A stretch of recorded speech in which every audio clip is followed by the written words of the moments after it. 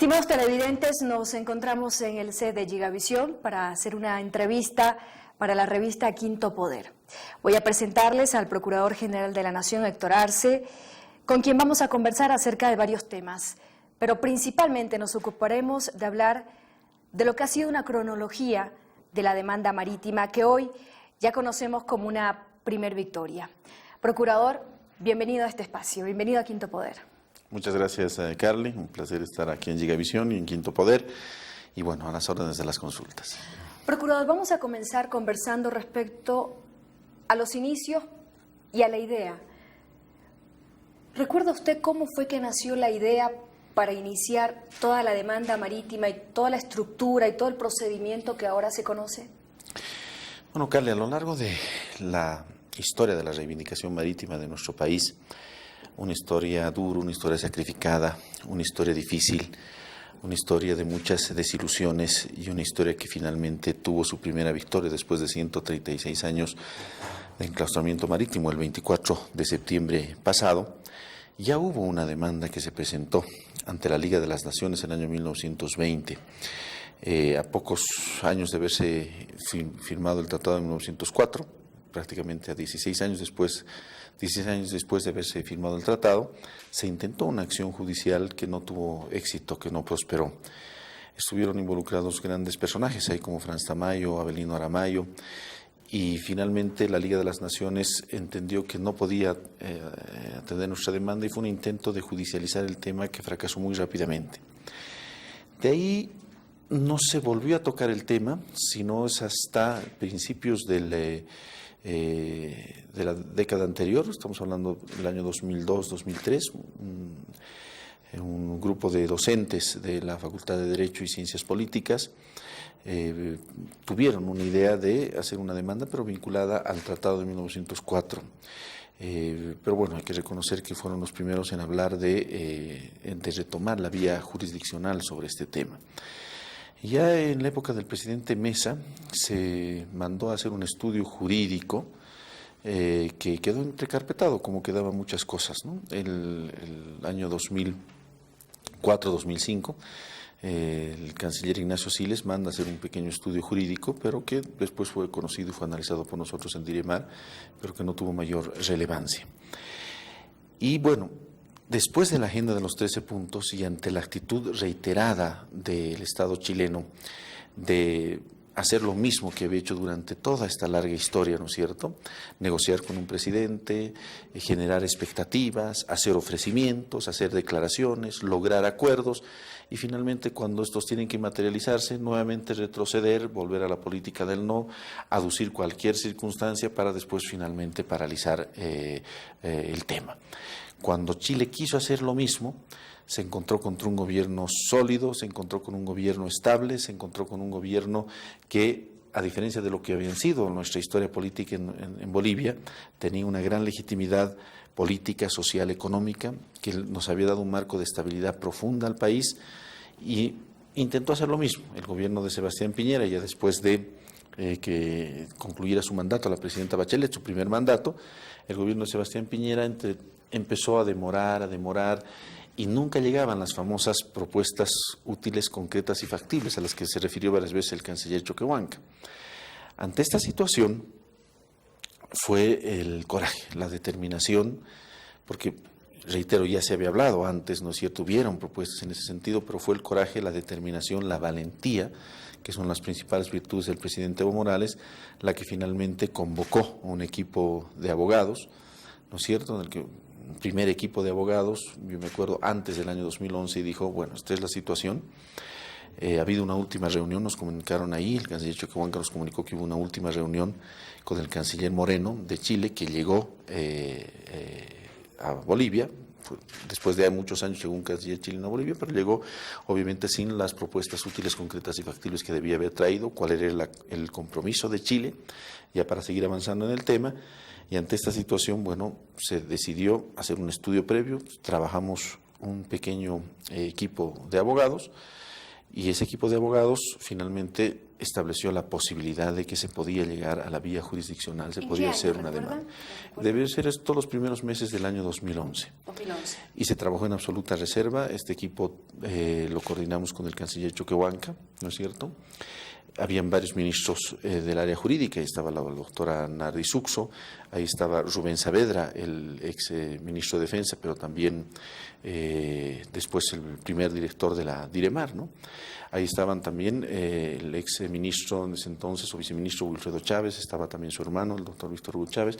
En ese equipo se analizaron temas y se estableció que había la posibilidad de que se podía llevar este tema a instancias jurisdiccionales. Por supuesto, la situación aún no era clara, pero reitero nuevamente, el presidente con esas bases sólidas que tiene, con esa templanza que tiene, dijo, aquí hay un derecho. Lo primero que identificamos era que Bolivia tenía un derecho, no una aspiración, porque lo que se reclama ante las Cortes Internacionales, Carly, no son aspiraciones, son derechos, ¿no? No es lo que uno quiere, sino es lo que uno tiene.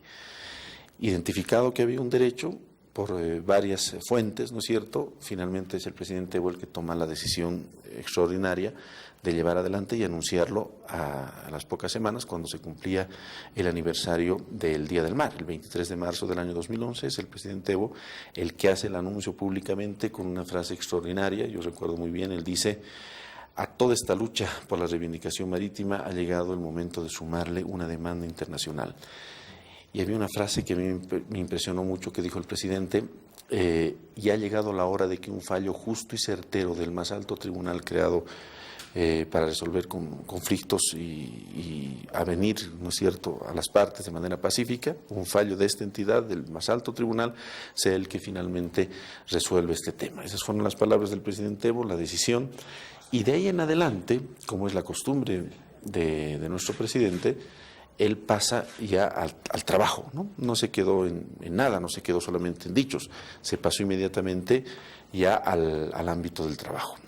A los pocos días, ya en los primeros días de abril, o en el mes de abril del año 2011, el presidente Evo crea lo que sería la Dirección de Reivindicación Marítima, la DIREMAR, como una unidad descentralizada del Ministerio de Relaciones Exteriores que nunca hubo, y que tenía una función específica donde se nuclearía un grupo de abogados, ¿no es cierto?, que trabajó primero durante la dirección de Rubén Saavedra y posteriormente durante la dirección de Juan Lanchipa. Se nucleó un grupo de abogados muy importante del cual participamos nosotros. Yo en ese entonces estaba presidente de la Cámara de Diputados, pero por decisión e instrucción del presidente me sumé a este equipo desde el primer momento. Y este fue el laboratorio jurídico, un laboratorio jurídico que hizo varios análisis, varios temas que en algún momento más adelante podrán ser contados. Por el momento solamente podemos decir que se hicieron grandes análisis y grandes valoraciones jurídicas. Y paralelamente el presidente Evo construyó lo que vino a ser el Consejo Nacional de Reivindicación Marítima, ¿no? Este Consejo Nacional de Reivindicación Marítima fue una instancia de decisión política para las políticas de reivindicación marítima que se creó justamente con el mismo decreto que se creó la Dirección de Reivindicación Marítima, firmado por el presidente, y que fue el primer intento serio, ¿no es cierto?, de darle una institucionalidad a la defensa de la causa marítima boliviana. Este consejo estaba presidido por el presidente del Estado y está presidido por el presidente del Estado. Se sumaron a él los ministros del área jurídica, me sumaron a mí como presidente de diputados. Recuerdo que incluso algún diputado, una diputada de oposición se opuso a eso y presentó sus críticas porque tenía que participar un hombre del legislativo en un tema del ejecutivo, pero bueno, no dimos curso hicimos oídos sordos a esas críticas irracionales, además que no llevaban a nada, y constituimos esas dos instancias, el laboratorio jurídico por una parte, y por otra parte el Consejo Político de la toma de grandes definiciones, que es el consejo que sigue funcionando aquí, donde se han tomado todas las decisiones bajo las directrices del presidente. ¿Por qué cree que el presidente Evo Morales sí tuvo el valor y el coraje de animarse, primero, a reunir a un gran equipo para analizar todas las posibilidades y segundo, atreverse a formalizarlo? Ha habido una cantidad importante de presidentes que han pasado también, todos hablaron de la reivindicación marítima, pero ningún otro se atrevió de pasar de la palabra a los hechos. ¿De dónde cree usted que el presidente tomó coraje para semejante decisión? Yo creo que el presidente, entre las cualidades que tiene, está una extraordinaria capacidad de trabajo. ¿no es cierto? Una extraordinaria consecuencia con sus ideas, sus principios. Pero a eso hay que sumarle, además de una inteligencia política muy grande, que, bueno, lo ha llevado donde está nuestro presidente, ¿no es cierto?, con la expectativa que tiene. Un cuarto elemento muy favorable es su gran coraje y su gran valentía. Si el país ha cambiado como ha cambiado en estos últimos 10 años, se ha marcado un cambio en nuestra historia de una manera tan radical, tan grande.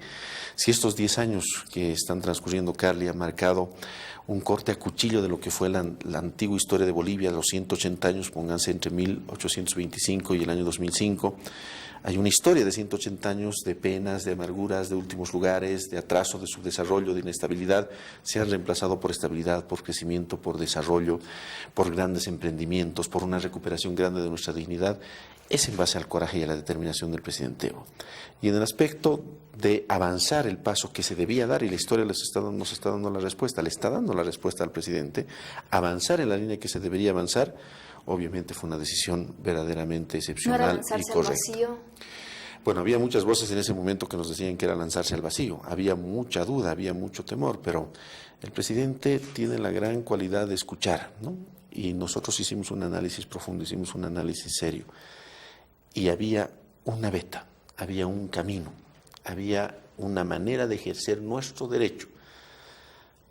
Era complicado en ese momento, no habíamos avanzado, no teníamos abogados externos, no habíamos llegado a lo que se llegó después, no se había construido lo que se construyó después, pero en base a esa luz el presidente decidió apostar. Chile iba a engañarnos nuevamente. Chile estaba ya buscando los argumentos para deshacer la agenda de los 13 puntos, particularmente del punto sexto en el tema marítimo. Después de muchos intentos, reuniones de presidentes, reuniones de cancilleres, hay que destacar la labor también del canciller Choquehuanca, no se pudo trabar en una propuesta concreta, útil y factible la obligación que tenía Chile. Y Chile la reconocía y nos prometía y decía y firmaba documentos y actas, pero no llegaba a materializarse. Estaba pasando lo mismo que ha pasado el 50, lo mismo que ha pasado el 60, lo mismo que ha pasado el 75. La historia se estaba volviendo a repetir y había que ponerle un alto. Y fue el presidente Además que Chile pedía siempre mantener en reserva todas las conversaciones, ¿no? Claro, siempre la actitud dual, una actitud complicada, la actitud de quien está obligado pero que no quiere estar en el fondo. Esas fueron algunas actitudes que mostró Chile. Hay quienes creen que otros presidentes no lo hicieron por cuidar de alguna manera su relación con los políticos de turno en Chile. No sé si eso sería. Yo creo que más ¿Por qué lo que cree faltó usted fue, que no lo hicieron? Yo creo que faltó la determinación, el coraje y sobre todo faltó esa decisión de conformar equipo, ¿no? La política marítima en Bolivia, y eso yo converso con el expresidente Mesa, fue una política sostenida. Se hicieron grandes cosas en el tema marítimo, no podemos negar, durante la historia del país, durante esta larga historia de 136 años. Pero no se llegó a tomar esa decisión. ¿Quién sabe el temor de que ocurra lo que ocurrió en 1920, que fue el principal temor que en su momento se tuvo, ¿no? Intentar una demanda que sea rápidamente desconocida, que sea rápidamente rechazada y quedar en una situación desaventajada. Quizá fue eso. Pero obviamente, si nosotros nos ponemos a pensar las grandes decisiones que se han tomado en estos 10 años, ¿no es cierto? La decisión de la Constitución, la autonomía, la Constitución del Estado que ahora tenemos, han importado grandes riesgos y grandes determinaciones y han salido para bien. Todas ellas han salido para bien. Y bueno, esta decisión del mar también finalmente salió para bien. No fue una alocución alegre, fue una alocución muy trabajada, muy respaldada. Yo recuerdo que en el mismo discurso del 23 de marzo, una confidencia, yo me acerqué al presidente Evo y estaba el canciller Choquehuanca y dijimos, ahora tienes que conformar un equipo jurídico de primer nivel. Eso fue lo que hablamos con David. Y David me echó la pelota a mí y me dijo, no, tú tienes que conformar un equipo de alto nivel, vos eres el abogado. Y bueno, más allá de quién haya sido, se conformó ese equipo. Y el trabajo de Diremar, ahí hay que reconocer, reitero nuevamente, la labor de Rubén Saavedra, que dejó el Ministerio de Defensa, dejó un ministerio, dejó de ser ministro para ser director, es decir, dejó un último nivel para estar en un nivel más sencillo, diremos, pero con una responsabilidad más grande. Fue él el que empezó a construir un equipo de profesionales y hay nombres ocultos aquí, ¿no? Por ejemplo, el nombre del doctor Franz Subiet, un abogado joven que ahora trabaja con nosotros en la Procuraduría, es director de defensa, un abogado excepcional, brillante. Más adelante llegó el mismo doctor Emerson Calderón. Se contrató como consultores al doctor Walker San Miguel, que apoyó también en este tema, el exministro de Defensa, que fue consultor de la Diremar. Se contrató En el ámbito de la historia hubo un trabajo extraordinario de don Fernando Cajías, hizo una recopilación de más de 400 documentos históricos y una gran cantidad de mapas. Se ha hecho un trabajo verdaderamente en serio. El resultado final se ve y es una maravilla, pero no ha salido de la nada, ha salido de un trabajo jurídico muy responsable. Cuando se dan determinados cambios políticos y el doctor Rubén Saavedra tiene que volver al Ministerio de Defensa, es el doctor Lanchipa, ¿no?, el que asume, el expresidente del Tribunal Constitucional, que asume la conducción de Diremar en una época muy crítica donde construimos nosotros una especie de laboratorio profundo. Ese es el periodo más complicado. Yo diría entre octubre del año 2011 y febrero-marzo del año 2013, más de un año donde hubo un trabajo muy complejo. Muy complejo primero porque se recopiló gran cantidad de antecedentes que están hoy en Diremar. Se conformó un equipo nacional con las personas que hemos mencionado, ¿no es cierto? Se seguía trabajando dentro del Consejo de Reivindicación Marítima con los ministros del área jurídica. En el año 2012 yo ya estaba en la Comisión de Constitución, pero igual fuimos adscritos oficialmente, ¿no es cierto?, incluso por una nota de la Presidencia de la Cámara. Y lo más importante, se conformó el equipo internacional. Estas demandas no se hacen artesanalmente. Estas demandas tienen que basarse en las grandes instituciones del derecho internacional. Y nuestra demanda es una demanda, yo lo he dicho varias veces, Carly, científica en lo jurídico. ¿Por qué científica en lo jurídico? Ha obtenido el resultado que ha tenido. En el derecho podemos movernos los abogados dentro de determinadas certezas. No es un juego de azar el derecho. No es como jugar un partido de fútbol. Bueno, en el fútbol todavía hay mucha técnica, mucha práctica que puede marcar un resultado. De hecho, a ustedes les ha ido mucho mejor que en el fútbol, ¿no? Sí, pero quizá la razón sea porque no existe el azar en el mundo del derecho.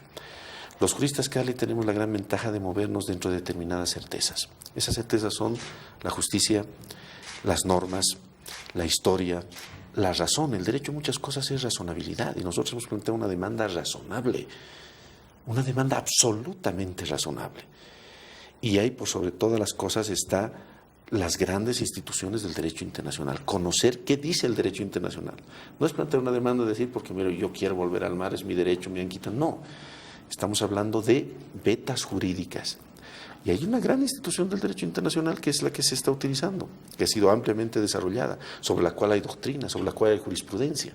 Los actos unilaterales, las promesas unilaterales, los acuerdos legados y su efecto vinculante. Entre diferentes tesis, diferentes análisis, después de jornadas interminables de trabajo jurídico. ¿Cuánto ha leído usted? ¿Recuerda cuántos libros, cuántos documentos, historia, tratados, pactos, compromisos? No sabría decirle, Carly. Miles de miles. No, quizá no tanto de miles, pero por lo menos cientos. Procurador, cientos. Si tenemos que hablar de algún número determinado de personas que han formado parte de estos equipos jurídicos y científicos, ¿de cuánta gente estaremos hablando aproximadamente?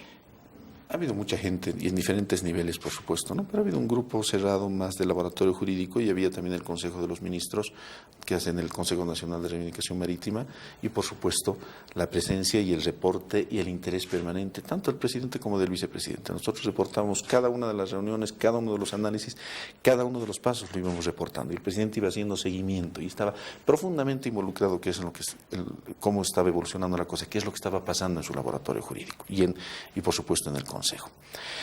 Y también hay que destacar mucho la actitud muy proclive del canciller Choquehuanca y particularmente también del vicecanciller Juan Carlos Alurralde.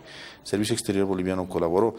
El embajador de Bolivia en ese entonces en Países Bajos, don Roberto Calzadilla, fue otra persona clave que desde su experiencia en La Haya ayudó muchísimo, ¿no? Es un grupo de personas, ¿no? Esto no se lo he hecho nunca con el afán de buscar protagonismo, ni buscar, se lo he hecho con el amor más sano que se le puede hacer a la patria, ¿no? Y obviamente bajo la dirección y el liderazgo del presidente. Si hubiera sido el presidente que impulsaba, que movía, él ha sido el conductor de esta demanda en cuanto a su impulso y a su determinación. A nosotros nos ha tocado cumplir una responsabilidad jurídica. Pero bueno, finalmente, el trabajo más complicado fue el trabajo de conseguir construir un equipo, porque le digo, esto se basa, una demanda es una ciencia. tiene un carácter científico, debe tener un carácter científico. No se dejan las cosas a la improvisación o al azar. Todo, absolutamente todo debe estar específicamente medido. Todo debe estar fríamente estudiado, ¿no? No puede haber ningún cabo suelto. Es así cuando se construye una demanda en serio, es así como nosotros también atendemos los casos en defensa legal del Estado. Por eso nos ha ido como nos ha ido hasta ahora. Y bueno, el equipo de abogados, habían dos formas de conformarlo, ¿no? Podríamos hacer lo que hace Chile, ¿no? Agarrar el mejor bufete, a ver quién es el bufete más rankeado, más conocido, que cobra más caro, que tiene más cantidad de abogados.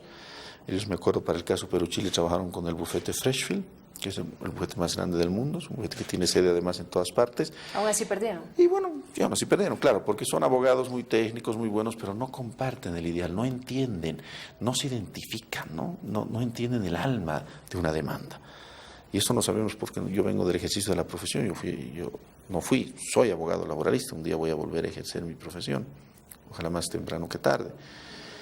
Y cuando uno es un abogado con conciencia social, no trabaja por el dinero, trabaja por identificación de las causas justas. Yo he trabajado con Manuel Morales Dávila en un bufete laboralista muy sencillo en la calle Mercado durante 15 años, desde que era estudiante, desde que fui estudiante de primer año de la Facultad de Derecho. Y uno aprende ahí a darse cuenta que más que la sabiduría, es importante la sabiduría, pero que más que la gran sabiduría de un abogado, está su identificación con la justicia, con los valores que hacen a esta noble profesión, a la profesión del abogado. Una profesión bastante venida a menos, pero una profesión que yo siempre reivindico. Se entrevistaron a más de 20 abogados internacionales. Se formó un primer equipo. Hubieron reuniones en Buenos Aires y hubieron reuniones aquí en un hotel en la zona sur de la ciudad de La Paz. En un primer equipo formado de abogados internacionales, pero que no llegaba todavía a lo que nosotros buscábamos, a lo que nosotros necesitábamos. Y después, rescatando a alguna gente de ese equipo, se formó un segundo equipo, que es este equipo absolutamente victorioso, extraordinario, de profesionales. Conformado por los extranjeros, los franceses, Estamos hablando de los españoles. equipos extranjeros, exactamente, ¿no? Los abogados que hemos visto en La Haya, Carly, brillantes. En mayo, son brillantes, pero no son todos. De los 7 abogados que tenemos, han estado solamente 4. Nosotros tenemos hasta 5, diríamos. Nosotros tenemos 2 más. Y hay abogados que en algún momento también han hecho estudios especializados. Nosotros, varias situaciones que eran informadas por un abogado, también las cruzábamos con otros. Es una labor de asumir las cosas con la máxima responsabilidad. Reitero, a eso se debe el resultado. Es un trabajo jurídico. En la Corte no valen los argumentos políticos, ni sociales, ni de ninguna orden. En la Corte lo que valen son estrictamente los argumentos jurídicos, ¿no? Finalmente se logra materializar un equipo que además tenía la ventaja de contar con personas comprometidas, que tengan por sobre todo el valor de la justicia, pero que también tengan una trayectoria impecable, una trayectoria extraordinaria, ¿no? Una experiencia de litigación sobre la cual Bolivia se merecía. Nosotros nos merecemos, no somos menos que nadie, nos merecemos tener lo mejor de lo mejor, en todo sentido. Sobre esa experiencia, esa calidad profesional y esa identificación con la justicia, se necesitaban también abogados que tengan el tiempo y la disponibilidad de dedicar su esfuerzo, su trabajo a una causa tan importante. Yo recuerdo la infinidad de reuniones que hemos tenido. Les decíamos, nos comentaban, ¿no? Decían, en la Corte Internacional de Justicia sí se acreditan algunos periodistas, nos decían, siempre es un tema de interés para los países, en los procesos de Nicaragua, de Colombia, y hay interés. Y yo les decía, en este caso van a ver ustedes 20, 30 periodistas, se va a acreditar un montón de gente. Me miraban los profesores muy respetuosos, no sé si me creerían o no me creerían, pero bueno, después finalmente se sorprendieron, y ellos mismos se sorprendieron. Y ellos vieron la magnitud de lo que significaba esta demanda, tanto para Bolivia como para Chile. Que representan los abogados actuales, que fue, digamos, una especie de segundo equipo que se formó. En total, Carly, en lo personal de lo que he contabilizado, yo he realizado más de una docena de viajes, exclusivamente para hablar con estos abogados, en diferentes países. Y este equipo se formó aproximadamente, quedaron, diremos, de, qué sé yo, entre el primer y segundo equipo más de unas 20 entrevistas. Se escogió lo mejor de lo mejor.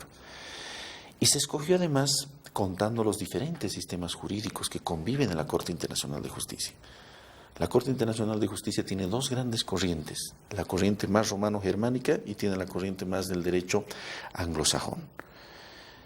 Y obviamente confluyen ahí incluso más hay una corriente más francófona y hay una corriente más británica. Y nosotros deberíamos analizar el gran sustento de nuestra demanda, su carácter científico de nuestra demanda, no solamente desde un lado, desde una visión del derecho, sino desde ambas visiones del derecho. Dentro de las visiones que conviven en la Corte Internacional de Justicia tenían que verse cómo funcionan, cómo se ve, cómo se desarrolla las bases jurídicas de nuestra demanda para un sistema jurídico como para otro sistema jurídico. Eso fue un trabajo también complicado, pero finalmente se armonizó un equipo y de ahí se pasó ya, después de varios análisis, a la parte de la redacción de la aplicación. La aplicación, la demanda en sí como tal, es el elemento central de una acción. Ahí está el sustrato de todo. Después todo lo que viene, la memoria, la contramemoria, todo se remite finalmente a este documento que además es público. Sale de allí. Que es un sustrato, diremos que es un resumen. Ese documento finalmente logró estar listo para abril del año 2013 y a la cabeza del canciller Choquehuanca. Recuerdo la última reunión noche antes de partir en la residencia con el presidente Evo, ¿no? El presidente Evo haciendo seguimiento, viendo cómo evolucionaban los temas, reportándole constantemente. Finalmente nos despidió en una última reunión en la residencia. Ahí fue cuando se incorporó y con mucho acierto, yo creo, la figura del expresidente, además expresidente de la Corte Suprema de Justicia, el doctor Eduardo Rodríguez Belcé. El presidente tuvo además el gran mérito de siempre consultar. Es una persona que consulta. Quién sabe, en el pasado se fracasó porque se tomaron estas políticas desde un punto de vista parcial. El presidente Evo tiene la virtud de haber hecho esto una política de Estado y se reunió con excancilleres y se reunió con expresidentes. Y en una reunión con los expresidentes se valoró la intervención de varios de ellos y, por supuesto, una intervención que destacó fue la del doctor Eduardo Rodríguez Belcé, con quien el presidente ya tenía una relación. Fue el presidente que le entregó el mando presidencial, ¿no es cierto?, en enero del año 2006. Recuerdo que yo tuve dos conversaciones importantes en Palacio de Gobierno cuando yo era asesor del diputado en ese entonces Evo Morales, el año 2005, don Eduardo Rodríguez era presidente. Por instrucciones del diputado Evo Morales en ese entonces yo me reuní un par de veces, logramos hacer una amistad muy interesante, mucho respeto, y obviamente él era una persona ideal para representar. Además conoce muy bien la lengua inglesa y ingresó, y su ingreso fue obviamente un acierto y nuevamente del presidente Evo, ¿no? ¿Recuerda qué le dijo el presidente esa noche antes de partir? Nos deseó lo mejor, nos habló de que nuestro gobierno había apostado mucho en esto y que obviamente buscáramos el mejor resultado. Fue una reunión distendida, una reunión muy agradable. ¿Había mucha ilusión del presidente? Había esperanza, ¿no? Estábamos ahí, el equipo que viajó finalmente, estaba el doctor Lanchipe, estaba el doctor Rodríguez Belcé, estaba la ministra Suxo, estaba don Rubén Saavedra, el ministro de Defensa. Allá nos encontramos con el doctor Sacha Llorente, con otras autoridades, Roberto Calzadilla, ese grupo, ese que está en la foto de la Haya, ¿no? Ese fue el que tuvo esa responsabilidad final, a la cabeza en el operativo del canciller Choquehuanca. Fue una jornada histórica, me acuerdo, emocionante, ¿no? Llegar a ese tribunal, ¿no?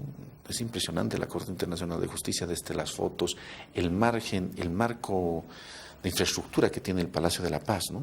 Realmente yo creo que para un abogado el llegar a esa instancia es el sumus de su carrera, la cúspide, ¿no?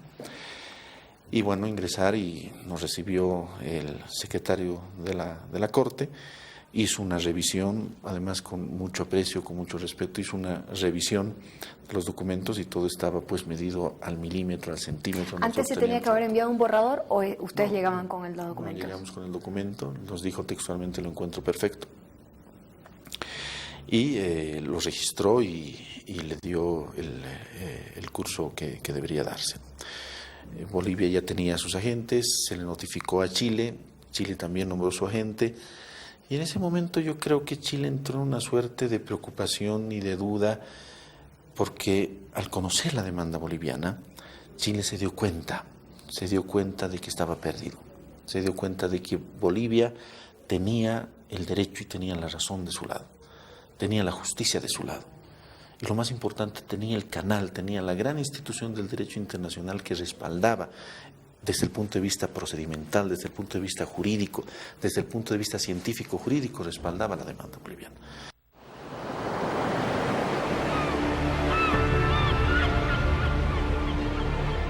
En cualquier país del mundo perder 14-2 es una derrota. La victoria de Bolivia es una victoria importante, yo diría absoluta. La forma en que perdió Chile fue la peor de todas. Tomaron una decisión política, no una decisión jurídica. Fueron los políticos, fue la presidenta Michelle Bachelet con toda la oposición. Fue una derrota enorme, vergonzosa. Nosotros hemos distorsionado el argumento boliviano para evitar reconocer que hemos hecho promesas. Una dura derrota para nuestro país. Hay un trabajo serio de indagatoria profunda en relación a los argumentos que ha tenido Bolivia.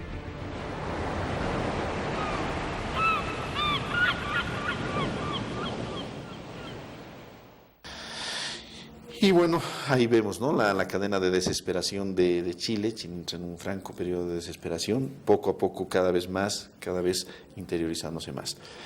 Los agentes se pusieron de acuerdo, nosotros seguimos trabajando ya en la elaboración de la memoria, nos fuimos adelantando, el equipo jurídico y los agentes se pusieron de acuerdo y fijaron 10 meses. 10 meses de plazo para que Bolivia presente su demanda, su memoria, y 10 meses para que después Chile conteste. El trabajo de construcción de la memoria fue un trabajo arduo, un trabajo complicado, un trabajo difícil. ¿Han habido posiciones encontradas dentro del mismo equipo a raíz de la diferencia de criterios que puede haber de una u otra corriente? Carly, usted pone en un cuarto a 3 abogados y hay 4 ideas. Los abogados somos especialistas además en enamorarnos de nuestras ideas. Y como decía el doctor Gutiérrez Ardán, uno de mis maestros, hay que hacer el trabajo con amor, pero no hay que enamorarse de su trabajo, porque uno pierde objetividad. Por supuesto han habido debates muy constructivos, muy firmes, pero finalmente todos en un solo equipo siempre hemos logrado sacar conclusiones muy científicas, muy valederas, y siempre este avance le reportábamos al presidente. El presidente siempre estaba al tanto, cuánto va el avance, incluso me acuerdo que me preguntó, ¿qué porcentaje de avance tiene la memoria? Debe estar en un 40%, presidente. Y en pruebas, ¿cómo vamos? Nos decía. Tenemos un 80%. O sea, imagínese ese grado de involucramiento del presidente. El presidente se involucró, ¿no? Él participó mucho más que en otros temas, ¿no? Siempre el presidente tiene una capacidad de hacer seguimiento a todo, y a veces uno se sorprende y dice, bueno, ¿cómo tiene tanta memoria nuestro presidente? Pero, bueno, en este caso era especial la atención y él iba haciendo seguimiento. Se concluyó la memoria, además todo esto se trabaja con una absoluta reserva, ¿no? El contenido de la memoria hasta el día de hoy es un contenido absolutamente reservado. Algunos elementos han salido, entre lo que ha dicho Chile, y se han hecho públicos algunos documentos, pero el contenido en sí, nuestra memoria, es un documento reservado y tiene que quedarse así hasta la fase oral. Se presenta en febrero, en abril, perdón, ¿no? En abril, exactamente, en abril del año pasado. Y a los pocos meses, en el mes de julio, recuerdo bien el 15 de julio, de presentar nuestra memoria, la presidenta sale con ese anuncio. La presidenta de Chile sale con el anuncio de mencionar, bueno, he decidido, dice, presentar objeciones preliminares a la jurisdicción. Gravísimo error de Chile, gravísimo, terrible error de Chile. Tal vez solamente quería ganar tiempo. Uy, pero ese costo, sus equipos, ¿no?, de centenas de abogados podían haber compensado ese tiempo. Un costo absolutamente impagable para ellos, ¿no? Han presentado una objeción preliminar en la que han traído el juicio de fondo a la fase preliminar y la han perdido. Los argumentos centrales de su defensa, ¿qué nos decía Chile? ¿Qué nos ha dicho Chile siempre desde que se firme el Tratado de 1904? Finalmente llegaba a acercamientos, hacía ofrecimientos, consolidaba nuestro derecho, pero en la etapa final agarraba el Tratado de 1904 y nos lo mostraba y nos decía, aquí está el Tratado de 1904. Y este es el tratado y este es el alfa y omega de las relaciones entre Bolivia y Chile sobre el tema marítimo. Esto es lo que existe y esto es lo que no existe. Pues ese argumento, Carly, lo ha perdido en la objeción preliminar. Yo estoy esperando ansiosísimo. Quisiera que pase rápido el tiempo, quisiera tener esa máquina del tiempo en alguna película para ver qué va a decir Chile, ¿Qué argumento va a sacar ahora Chile? Cuando la Corte Internacional de Justicia le ha dicho, no, mire, aquí no se aplica el artículo 6 del Pacto de Bogotá. Yo soy competente para conocer esta demanda, porque esta demanda no tiene nada que ver con el Tratado de 1904, lo que nosotros dijimos y repetimos durante meses y meses y meses.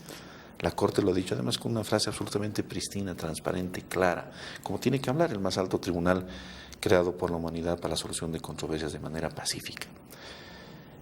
Y ahora Chile está en una situación ampliamente desventajosa, lo hemos dicho. Si Chile fuera, mejor dicho, si el gobierno chileno fuera mínimamente responsable, aceptaría ese ofrecimiento de diálogo que con una frase verdaderamente extraordinaria, ¿no? El presidente Evo salió a los pocos minutos de conocerse el fallo, el 24 de septiembre, y dijo, somos una nación de diálogo, somos un estado de paz. Y convocó a un diálogo con objetivos, con la garantía incluso del Papa Francisco. Recientemente el presidente Evo ha vuelto a reiterar nuevamente este ofrecimiento. Incluso, de hecho, si no quiere la garantía del Papa Francisco, la máxima autoridad moral que existe en la humanidad, que propongan otro garante. Si Chile fuera mínimamente responsable a estas alturas del proceso, acepte el diálogo. Nosotros hemos mencionado en un artículo en Página 7 hace algunas semanas, Carly, que paralelamente al proceso y sin suspender el proceso, puede llevarse adelante un escenario de diálogo. Muchos países han hecho eso, en muchos casos se ha dado eso. Y ese escenario de diálogo se desarrolla y si logra un acuerdo, ahí recién finalmente se acaba el proceso. ¿Hay soberbia en Chile? Yo creo que hay una lectura poco objetiva de la realidad. Yo creo que Chile siempre se ha acostumbrado, como decía el presidente muy sabiamente, a vernos como a menos, a vernos como un país inferior, a vernos como alguien que no está a su altura. Y se ha dado cuenta que las cosas han cambiado. Se ha dado cuenta que en estos 10 años Bolivia es otro país. Se ha dado cuenta que Bolivia es otra nación. Y todavía le cuesta reaccionar ante eso, ¿no? Sigue todavía, no sé si llamarlo soberbio, pero sigue con esa actitud encumbrada de decir, no, bueno, Bolivia es, ¿qué es Bolivia para demandarnos a nosotros? Pues Bolivia le ha demandado y le ha ganado con una goleada. Y hay muchas voces dentro de Chile que se dan cuenta de esta realidad. Cada vez son más las voces. Nosotros no tenemos nada contra el pueblo chileno, respetamos y valoramos al pueblo chileno. Y podemos convivir y beneficiarnos mutuamente de grandes cosas en el futuro. Lo ha dicho el presidente. Podemos hacer un estudio económico para ver cómo nos complementamos ambas naciones. Y podemos solucionar y ser dos grandes países hermanos. Y reconocer lo que ha pasado como un hecho concluido, terminado. Y ver y mostrar al mundo, ¿no es cierto? Mostrarle al mundo la grandeza de dos naciones. Y que el mundo entero, aplauda de pie un acuerdo, una frase que alguna vez dijo el canciller Choquehuanca, me acuerdo, cuando fue a la Asamblea General de la OEA aquí en Bolivia el año 2012, en junio del 2012. El canciller Choquehuanca cerró su intervención diciendo, si un día llegamos a un acuerdo, ojalá todos ustedes nos aplaudirán de pie. Que el mundo entero aplauda de pie a las dos naciones que han logrado superar un conflicto, que han mostrado ese gran avance. Esa idea, esa razón suficiente, va a tener que llegar en algún momento a Chile, o por las buenas, ahorrándose una derrota mucho más grave de la que han sufrido frente al Perú, o quizá por la fuerza de un fallo vinculante, absolutamente vinculante, que le obligue a Chile a sentarse a negociar para que Bolivia pueda ejercer su derecho de retornar al mar con soberanía. Ellos escogen el camino, pero el camino, la ruta y el destino es absolutamente claro e imparable, ¿no? ¿El fallo del 24 de septiembre puede ser considerado como una victoria para Bolivia? Es una victoria contundente, es una primera victoria sobre una fase procesal que nos abre al interior del proceso en condiciones fuertemente aventajadas. Reitero nuevamente, Chile ha puesto, como se dice comúnmente, toda la carne en el asador. Chile ha puesto todos sus instrumentos y sus estrategias de defensa, las ha mostrado, todas sus cartas las ha mostrado. ¿Y ahora qué entonces? ¿Qué van a hacer? Eso es lo interesante, esperar hasta julio del próximo año, Carly, para ver qué es lo que va a plantear un Chile que está entrando sobre una derrota por goleada, y un Chile que no tiene argumentos, que sabe que ya se acabaron todos sus argumentos, la justicia, la razón, el efecto histórico de respaldo que tiene la demanda boliviana es absolutamente incontrovertible, absolutamente incontrovertible. Procurador, usted estuvo en la reunión de gabinete que siguió de cerca lo que sucedió el 24 de septiembre desde La Haya. Y bueno, son contadas las oportunidades en las que hemos visto a un presidente Evo Morales emocionarse hasta las lágrimas Recuerdo cuando Bolivia finalmente logró lanzar al espacio el satélite, esa imagen en la que el presidente de emoción también se quebraba. Le confieso, por ejemplo, yo el día del 24 de septiembre estaba sentada redactando y cuando escuché lo que escuché, pues no podía creerlo. Recuerdo que salté, grité y entonces las lágrimas comenzaron a caer de mis ojos pensando en mis nietos. ¿Usted recuerda cuál fue la impresión del presidente? ¿Cuál fue la impresión suya en ese preciso momento? Bueno, fue un momento de emoción extraordinaria, ¿no? Yo creo que todos estábamos embargados de un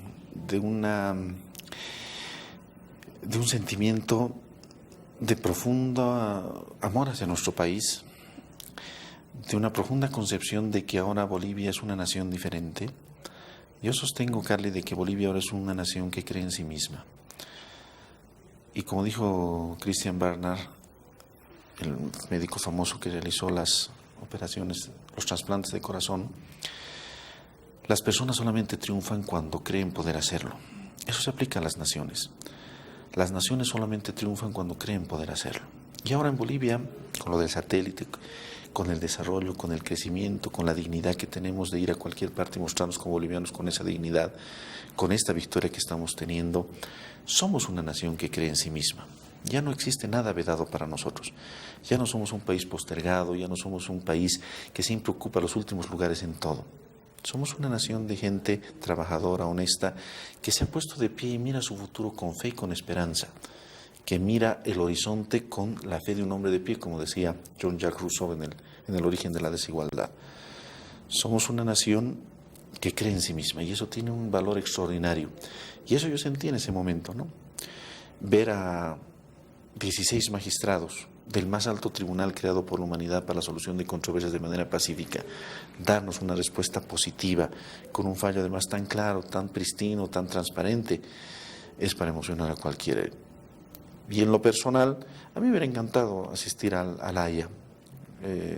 Decidimos finalmente nuestro gobierno que esperemos el fallo en casa, todos juntos, las autoridades. Fue una situación correcta, pero en lo personal a mí me hubiera gustado estar en ese momento en la Corte de la Haya. ¿Llegó a quebrarse? Como abogado. ¿A las lágrimas? Claro, ¿Llegó a las claro lágrimas de sí. emoción? Por supuesto que sí. ¿El presidente? También todos, en realidad todos. Un sentimiento. Un sentimiento, ¿no? Fue un momento verdaderamente extraordinario de mucha emoción. ¿Se esperaba tanta goleada, procurador? Mire, habían tres posibilidades, ¿no? Siempre barajábamos que habían tres posibilidades. Podía darle la razón a Chile, declararse incompetente, declarar probada la objeción preliminar, con lo que se acababa el proceso. Había una opción intermedia, que es que la Corte postergue la decisión sobre jurisdicción para el final del proceso, o sea, la resuelva juntamente con la causa principal, la postergue esa determinación. La Corte podía haberse declarado competente para algunas cosas, incompetente para otras, podía haber hecho un ensayo, lo ha hecho en algunos casos. Ahí está el proceso, la objeción preliminar que se presentó, por ejemplo, en el proceso Colombia-Nicaragua. Y una situación que la Corte se declara competente para algunas cosas, se declara competente para un tema, para un punto de la demanda y se declara incompetente para otro punto. O podía finalmente declarar la absoluta victoria de Bolivia, en este caso, rechazar simple y llanamente, sin más argumentos, la objeción chilena y disponer, conocer la causa. Fueron dos determinaciones que se tomaron, las dos por 14 votos contra 2. 14 contra 1 diríamos, porque el juez ad hoc siempre tiene una cierta inclinación y en este caso la juez ad hoc de Chile siempre tenía que tener una inclinación.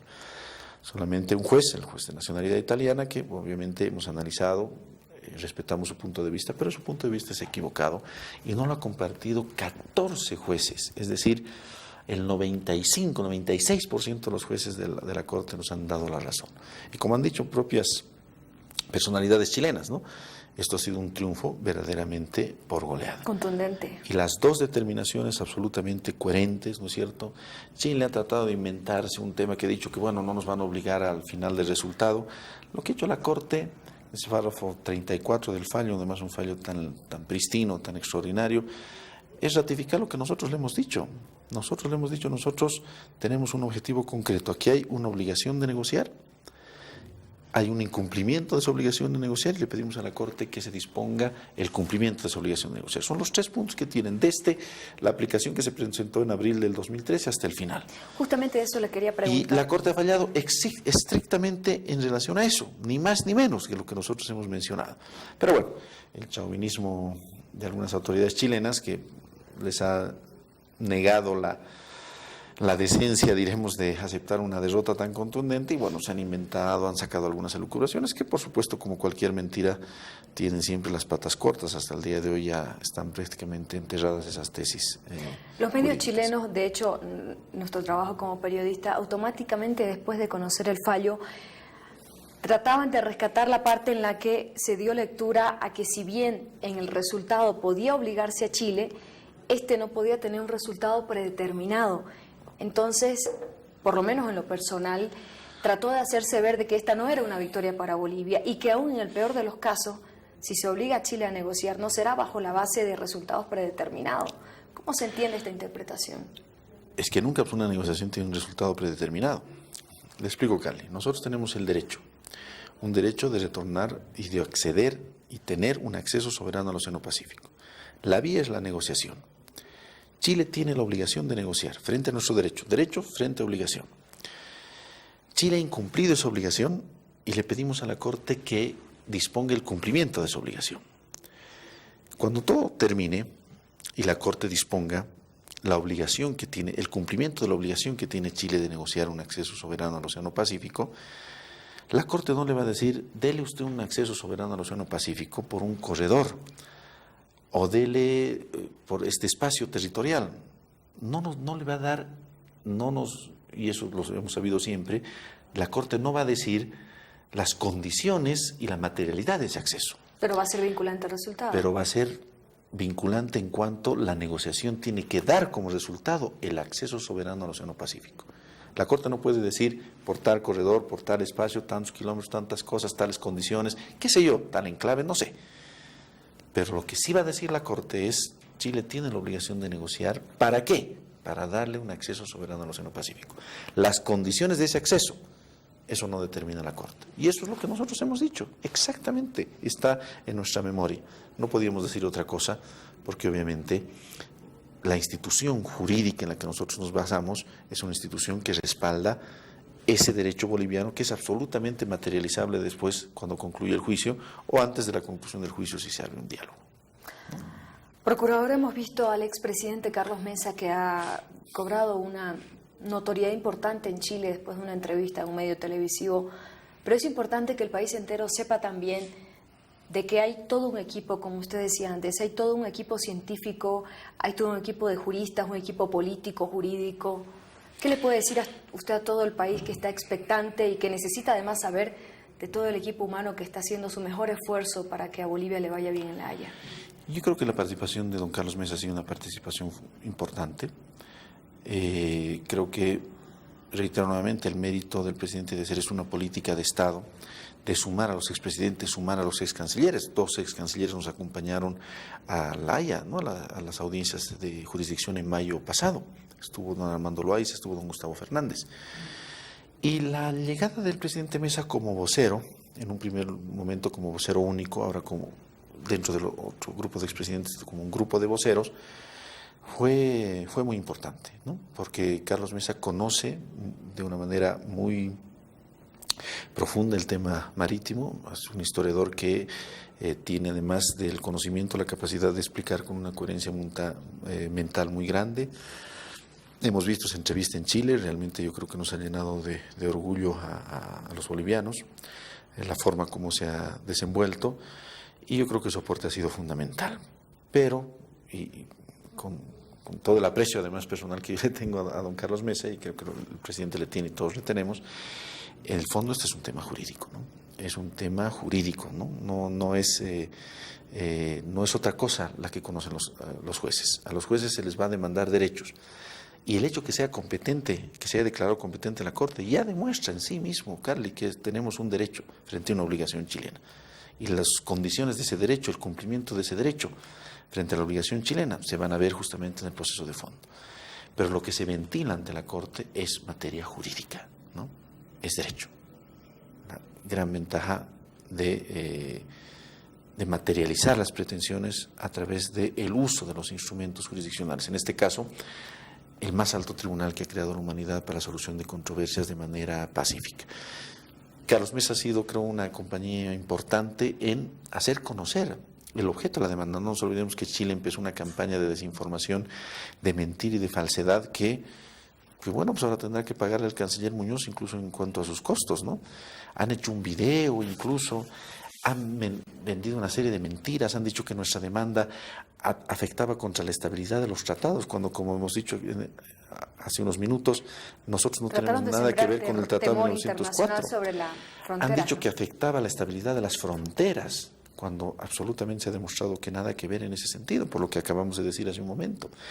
Han dicho que la demanda boliviana violaba el Pacta Sunt Servanda, la obligación de cumplir lo pactado entre los estados, cuando nuestra demanda más bien lo que busca es el cumplimiento de los actos unilaterales, las promesas unilaterales y los acuerdos bilaterales que se han logrado en diferentes momentos de la historia, en 1920, 23, 26, en 1950, en 1960, en 1961, en 1975, en 1987, el enfoque fresco, infinidad de actos, ¿no es cierto?, que se han hecho con posterioridad a 1904, que no tienen nada que ver con 1904 y que son la base, el sustento jurídico que muestra y demuestra el derecho boliviano. ¿Usted cree que puedan haber cambios en el equipo chileno de cara a lo que se viene ahora?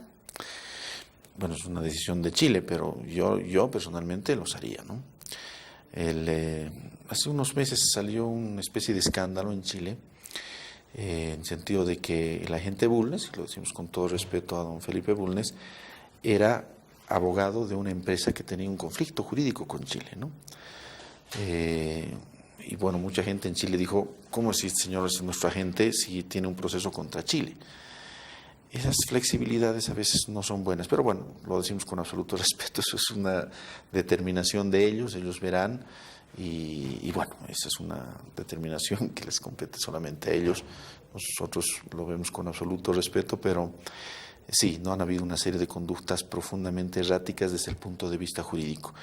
El realizar una objeción preliminar a la jurisdicción conociendo el caso, y lo dijimos y lo hemos reiterado infinidad de veces, y la Corte nos ha dado la razón, fue un error gravísimo para Chile, y bueno, ellos evaluarán finalmente sus resultados, ¿no? Procurador, para finalizar, ¿algo más que se tenga que saber sobre la demanda marítima, algo que tenga que saber el pueblo boliviano que es importante que se sepa?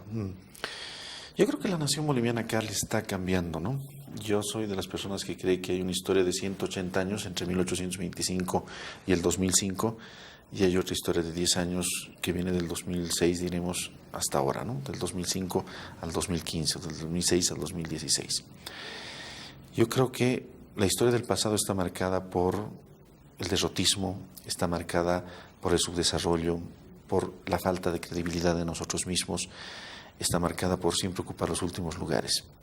Y hay una nueva historia que se escribe a partir del año 2006.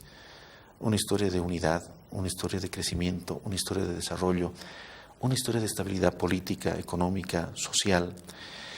Una etapa en la que los bolivianos además estamos recobrando la dignidad, y reitero lo que decía,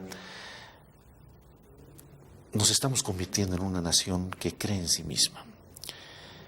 Esta victoria, como decíamos en algún momento, este día inédito, extraordinario, 24 de septiembre del año 2015, es un día que se inscribe en esa agenda positiva, en esa lógica positiva, en esa agenda que nos ha traído lo que hoy tenemos, ¿no?, de la mano del presidente Evo Morales. Y no es hablar por demás, porque aquí además he contado detalles que obviamente son interesantes de cómo la materialización de esta obra jurídica ha sido decisión, coraje, empeño e impulso del presidente Evo Morales. Las cosas más importantes al principio pueden parecer imposibles, después acaban siendo impostergables y terminan siendo inevitables. Esa frase de Gandhi yo creo que se aplica a este tema.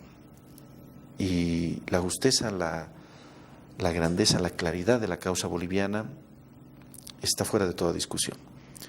Los bolivianos hemos tenido la capacidad de llevar esta causa al tribunal más grande reitero una vez más que ha creado la humanidad para resolución de controversias de manera pacífica, y será en esta instancia en que los bolivianos encontremos justicia. Procurador, muchas gracias. Hemos hablado ampliamente de toda la cronología, tratando de resumir de la mejor manera todo lo que ha sido la demanda marítima.